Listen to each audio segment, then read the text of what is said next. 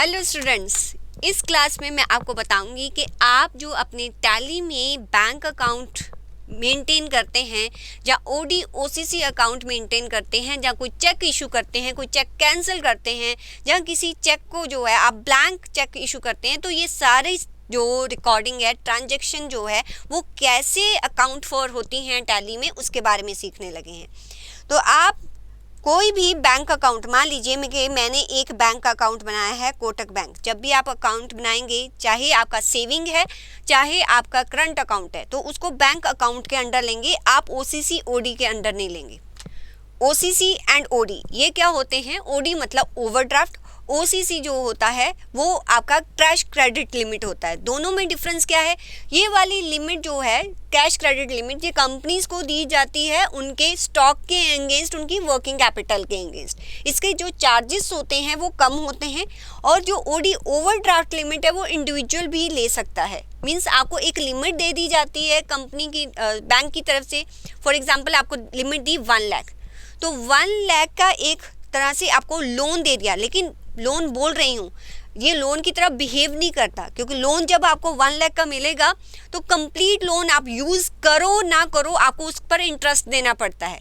But OD में क्या होता है कि अगर आपकी लिमिट है 1 लाख की, आपने यूज़ सिर्फ 30,000 किया तो 30,000 पर ही बैंक जो है आपका इंटरेस्ट चार्ज करेगी। सेम केस सीसी भी सेम लाइंस पे काम करता है, पर इंटरेस्ट चार्ज जो होता है वो सीसी का कम होता है एज कंपेयर टू ओडी। फिर आप कहोगे जो क्रेडिट कार्ड होता है, देखो जो कंपनीज हैं आज की डेट में क्रेडिट कार्ड्स लेती हैं मोस्टली, क्योंकि क्रेडिट कार्ड्स में क्या है कि आपको अगर 1 लाख का लिमिट है, उस 1 लाख की लिमिट के अंदर आपने खर्चा किया, जितना भी आपने यूटिलाइज किया अमाउंट, अगर आप टाइमली पे कर देते हो तो आपको कोई इंटरेस्ट पे नहीं करना पड़ता। ऑन द कॉन्ट्रेरी उस पर आपको रिवॉर्ड पॉइंट्स मिलते हैं। तो आप देखोगे कि बहुत सारी कंपनीज आज की डेट में क्रेडिट कार्ड यूज़ करती हैं। तो फिर उसकी भी अकाउंटिंग कैसे होगी वो मैं फटाफट से यहाँ पर बताने लगी हूँ। सबसे पहले आपका करंट अकाउंट है या सेविंग अकाउंट है, आपने अपने बैंक का नाम लिखना है, उसको बैंक अकाउंट के अंडर ले लेना है। और जो भी आपका account number, IFSC code, Swift code किसके लिए होता है? अगर आप इंटरनेशनल पेमेंट करते हो। फिर जो भी आपकी बैंक होगी वो बैंक नेम यहाँ पर ले लीजिए। नहीं है आपका एजुकेशनल मोड है तो ये बैंक्स नहीं आएंगी, उसको लीव कर दो। तब भी जो मैं करवा रही हूँ वो आप अपने एजुकेशनल मोड पर भी प्रैक्टिस कर सकते हो। एंटर कर दो। क्लाइंट कोड जो होता है वो कुछ कंपनीज, बैंक्स जो है अपने क्लाइंट्स को देती हैं, जैसे येस बैंक वगैरह देता है। यहाँ पर आपको सेट एंड ऑल्टर चेकबुक्स की डिटेल्स देनी है। जो भी बैंक ने आपको चेकबुक्स दिए होंगे उसका डिटेल आप यहाँ पर देंगे। आप इसको यस कर दीजिए। जैसे कि मैंने यहाँ पर चेक्स दिए हुए हैं, मैंने यहाँ पर चेकबुक जो है यहाँ पर 1 लाख 1 से लेके 1 लाख 50 दिया हुआ है। आप कोई भी रेंज दे सकते हैं, तो टोटल 50 चेक है। इस चेक रेंज को मैं ऑफिस के लिए यूज़ करती हूँ और इस चेक रेंज को जो है आउटसाइड एक्सपेंसेस जो है ट्रैवलिंग एक्सपेंसेस के लिए यूज़ करती हूँ।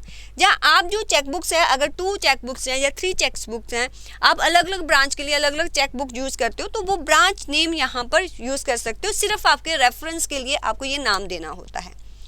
आपने कोई भी नाम दे दिया, आप एंटर करके इसको सेव कर दीजिए। बाकी इसको अभी नो रहने दीजिए। और आपने बैंक अपना बना लिया, ये बैंक हमारा बन गया।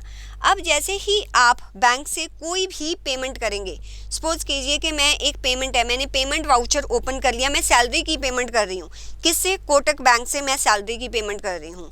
तो सैलरी जैसे ही मैं सिलेक्ट करूँगी और मैंने 10,000 की सैलरी पेमेंट की, एंटर करके यहाँ पर मुझे पूछेगा कि कौन सा चेक। आपका जो भी चेक नंबर होगा वो ऑटोमेटिकली यहाँ से उठा लेगा। ये चेक नंबर मेरा उसने यहाँ से ले लिया है। अगर यहाँ पर आप जो है ऊपर बैक स्पेस करके आपको दूसरा चेक यूज़ करना है, तो बैक स्पेस करके ऊपर चले जाइए, आप दूसरी चेक बुक जो है वो ले सकते हो। अगर आपको लगता है कि नहीं चेकबुक नहीं, मैंने जो है यहाँ पर जो पेमेंट की है वहाँ चेक नहीं इशू किया था उसको, ठीक है, कुछ ई पेमेंट किया है, कोई और मोड से किया है, तो नॉट एप्लीकेबल लिख देंगे आप। तो यहाँ से मान लीजिए कि ये वाला चेक है, जो चेक नंबर है ये इशू हो रहा है, 51 पहले से यूज़ हो चुका है। तो एंटर करके आपका इंस्ट्रूमेंट का जो भी डेट होगा, 31 अगस्त को अगर मैं पेमेंट कर रही हूँ तो यहाँ पर 31 अगस्त आ जाएगा। एंटर। ये चेक मैंने जो है वो यहाँ पर जो इशू कर दिया। अब आप जो है कौन से चेक्स मेरे कितने चेक्स यूज़ हो चुके हैं वो आप कहाँ से देखोगे, जहाँ तो आप यहीं से ऑल्ट जी करके आप चेक लिखेंगे, यहाँ पर चेक रजिस्टर पर जाएंगे तो कोटक बैंक के जो है आपको अवेलेबल चेक दिखाएगा, अनरिकनसाइल्ड चेक दिखाएगा। आप इसको एंटर करोगे तो बताएगा कि आपका जो यहाँ पर एक चेक इशू हो चुका है और आउटसाइड का यहाँ पर भी एक चेक जो है आपने यूज़ कर लिया है। तो इस पर जैसे ही मैं एंटर करूँगी तो मुझे 51 तो मेरे पास अवेलेबल है, दूसरा मैंने सैलरी का जो है चेक जो है इशू है। जो 51 अवेलेबल है इसकी मैंने पहले एंट्री पास कर दी थी, फिर मैंने वो एंट्री डिलीट कर दी। अगर आप एंट्री कोई डिलीट कर देते हो तो जो चेक उस एंट्री में उस ट्रांजैक्शन में आपने इशू किया होगा वो चेक आपको फिर दोबारा से अवेलेबल दिखाता रहता है। तो उसको कैंसिल करने के लिए आप अपने चेक रजिस्टर पर आएंगे, उस चेक पर जाएंगे, स्पेस बार प्रेस करेंगे, उसको कैंसिल कर देंगे। कैसे? आपने ऑल्ट एस प्रेस करना है, आपके पास ऑप्शन आती है क्या इस चेक को कैंसिल करना है, यस कैंसिल, ठीक है 31। और यहाँ पर रीज़न आपको देना पड़ेगा कि आपने चेक कैंसिल क्यों किया है, क्योंकि गुड्स जो है गुड्स नॉट परचेस्ड हमने इसलिए एंट्री जो है डिलीट कर दी थी और चेक भी जो है कैंसिल कर दिया, एंटर। बस वो बता देगा कि आपने इस डेट को चेक जो है कैंसिल कर दिया, जो कि ऑडिटिंग पर्पस के लिए बहुत ज़रूरी होता है जानना कि ये चेक कहाँ गया। और ये चेक जो है हमारा सैलरी के लिए यूज़ हुआ है। और जो मेरा नेक्स्ट चेक है, अब मैं जब भी एंट्री पास करूँगी तो नेक्स्ट चेक का जो नंबर आएगा वो 53 आएगा।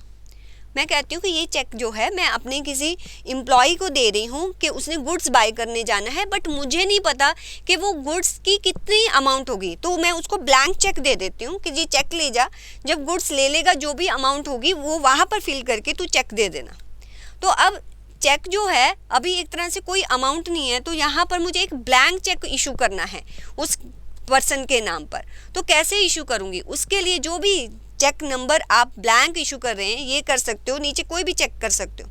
मान लीजिए ये वाला मैं ब्लैंक अगर इशू कर देती हूँ, जब मैं नेक्स्ट अब अकाउंटिंग करूँगी, जब मैं चेक से मैं पेमेंट करूँगी तो ये वाला चेक नहीं आएगा, 54 आएगा। तो ब्लैंक इशू करना कैसे है, आपको इस चेक पर आ जाना है, स्पेस बार प्रेस करना है आपको, और यहाँ पर आप जो है ऑल्ट एस प्रेस करेंगे। अब हम ब्लैंक चेक इशू कर रहे हैं। जैसे ही आप ऑल्ट एस प्रेस करेंगे माइट भी आपके पास जो है एक एरर मैसेज आ सकता है कि आप जो है ज़ीरो वैल्यू नहीं इशू कर सकते। तो उसके लिए मैं आपको बताती हूँ, अगर ऐसा कोई मैसेज आता है तो आपको क्या करना है, आपको ऑल्ट जी करके ऑल्टर मास्टर में जाना है, अपने वाउचर टाइप में आना है, जो पेमेंट वाउचर है पेमेंट है वहाँ पर allow zero value transaction yes होनी चाहिए, अदरवाइज़ आप ये एंट्री नहीं कर सकते जो मैं करने वाली हूँ। ठीक है, मैं एस्केप प्रेस कर देती हूँ, यहाँ कंट्रोल ए करके आप वापस आ जाइए, अगर नहीं है तो वहाँ यस कीजिए, कंट्रोल ए कीजिए और वापस अपने वाउचर पर आ जाइए। यहाँ मुझे पेमेंट करनी है, मान लीजिए कि जो पेमेंट करनी है मेरे क्रेडिटर को करनी है, मैं उसका नाम लिख देती हूँ, लेकिन यहाँ कोई अमाउंट नहीं पूछेगा। क्यों? क्योंकि this is the blank cheque. Enter करेगा, एंटर, देखो वो इसने चेक इशू कर लिया, उसका डेट ले लेगा, एंटर एंटर एंटर। ठीक है, एस्केप करके आप बाहर आ जाइए।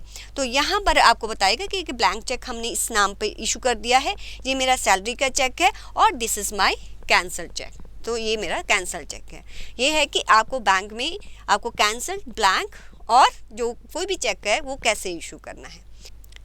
अब हम नेक्स्ट क्लास में सीखेंगे कि जो हमारे क्रेडिट कार्ड है उसकी अकाउंटिंग हम कैसे करते हैं।